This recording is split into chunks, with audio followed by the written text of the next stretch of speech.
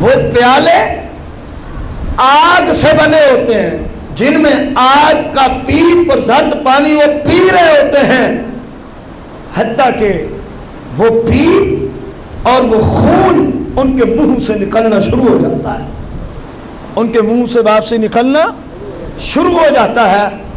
پھر سرکار نے فرمایا میں نے ان کو دیکھا جس طرح گدھا نہیں ہینگتا گدھا، وہ اس طرح ہینگتے بھی ہیں ساتھ ساتھ۔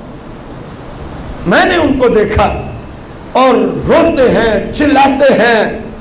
میں نے پوچھا جبریل یہ کون ہے؟ ان کا تو ایک عجیب ہی عذاب ہے۔ عرض کی آپ کی امت کے شرابی حضرات، ہاتھ جوڑ کے عرض کی یا رسول اللہ میں کیا کروں، میری مجبوری ہے بتانا۔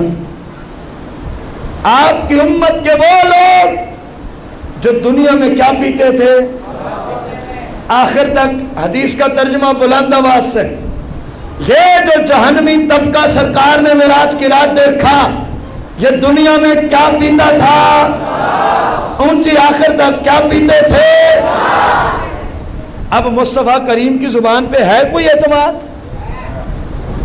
تو کم از کم اگر کسی تک آواز پہنچ رہی ہے جو اس کا مصداق ہے تو کم از کم اب تو اس کو توبہ کر لینی چاہیے نا۔ اپنے نبی علیہ السلام کی زبان پہ تو بندے کو اعتماد ہونا۔ رسول کائنات فخر موجودات علیہ الصلوۃ والتسلیم نے فرمایا پھر میرا گزر کچھ ایسے لوگوں پر ہوا جن کے پیٹ گھروں کی مانند بڑے بڑے تھے، گھروں کی مانند، جس طرح گھر بڑا بڑا ہوتا ہے، بڑے بڑے کمرے، بڑے بڑے پیٹ، اور ان کے چہرے بالکل پیلے، اور جہنم کو توق اور زنجیر ان کی گردنوں میں، ان کے ہاتھوں میں، ان کے پاؤں میں ہے۔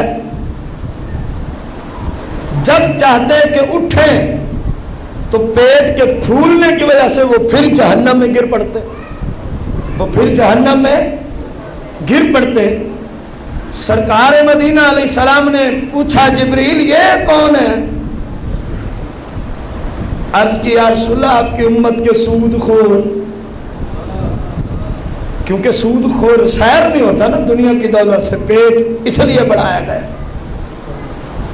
یہ مسلمانوں پہ کتنا ظلم کرتے ہیں سود خور، خواہ کوئی بھی ہو، مولانا مفتی یا اس طرح کا اگر کوئی ایسا کام کرتا ہے، اگر تو جو حقیقی مفتی ہے وہ بھوکا مر جاتا ہے ایسا کام، اگر کوئی ابن مفتی ہو کے یا جھوٹی سند کا لیبل لگا کے ایسا کام کرے، کوئی پیر صاحب کرے، تو اسلام سب کے لیے برابر ہے۔ یہ مت خیال میں رہنا پیر صاحب کرتے ہیں چلو خیر ہے، امام صاحب کرتے ہیں چلو خیر ہے، مفتی صاحب کرتے ہیں چلو، اسلام میں چلو خیر اس وقت ہوتی ہے جب کام اسلام کے مطابق ہو۔ اسلام یہ نہیں دیکھتا کرنے والا کون ہے، اسلام تو یہ دیکھتا ہے یہ کر کیا رہا ہے، یہ کر۔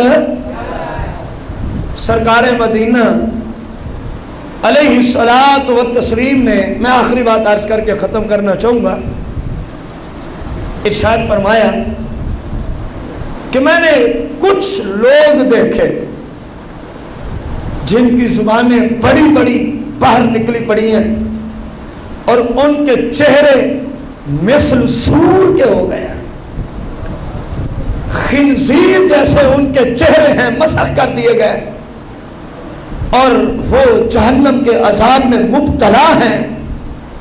میں نے پوچھا جبریل یہ کون ہے؟ عرض کی یہ وہ ہیں جو جھوٹی گواہیاں دیتے تھے۔ آج تو اس گناہ کو گناہ ہی نہیں سمجھا جاتا۔ 100 روپیہ دو جھوٹی قسم اٹھوا لو، بندے باقاعدہ کھڑے ہوئے عدالت میں۔